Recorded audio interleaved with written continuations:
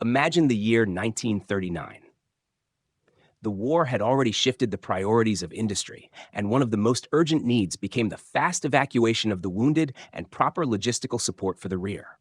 Meeting this demand was the Austin K2Y, better known simply as Katy, a universal ambulance and utility truck that became an inseparable part of British medical logistics during the Second World War. In total, 13,102 units were produced, making this vehicle one of the most widely built medical machines of its era.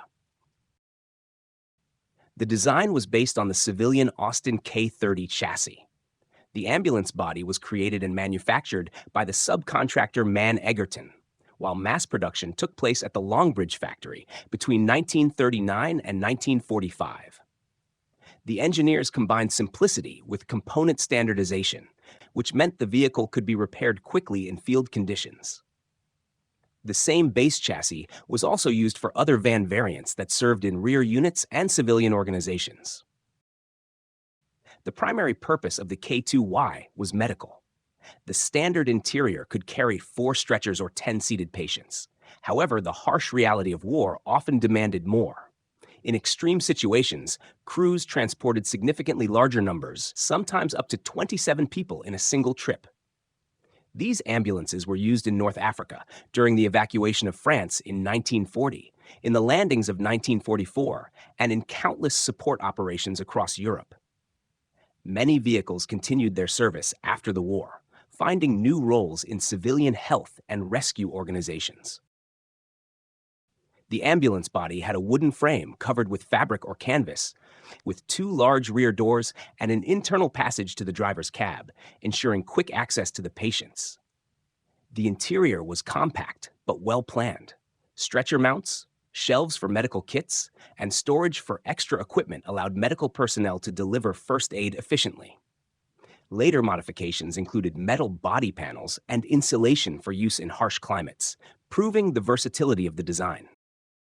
The technical characteristics reveal the practical approach of its creators. The engine was a 6-cylinder petrol unit of the D series with a displacement of 3,462 cubic centimeters, producing around 60 horsepower at 3,000 revolutions per minute.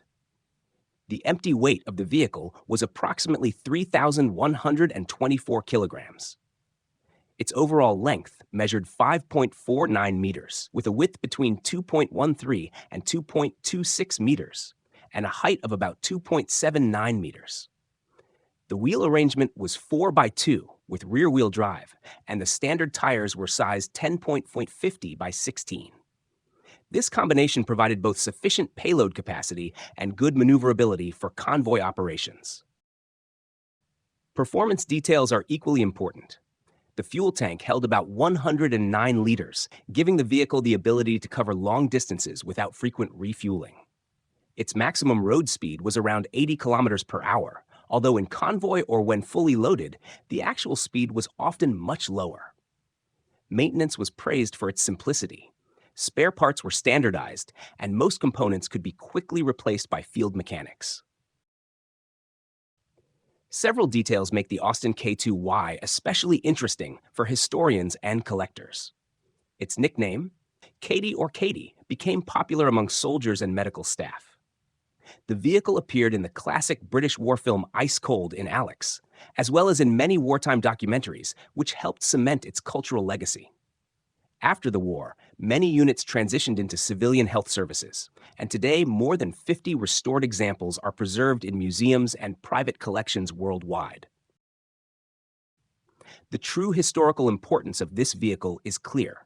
The Austin K2Y was not a frontline combat icon, but it became a lifeline for thousands of wounded soldiers. Its mass production, repairability, and adaptability gave countless men and women a chance of survival. If you enjoyed this story and want to discover more about machines that worked behind the scenes of great battles, make sure to subscribe to the channel, leave a like, and hit the notification bell so you never miss the next episode. Thank you for watching, and see you soon.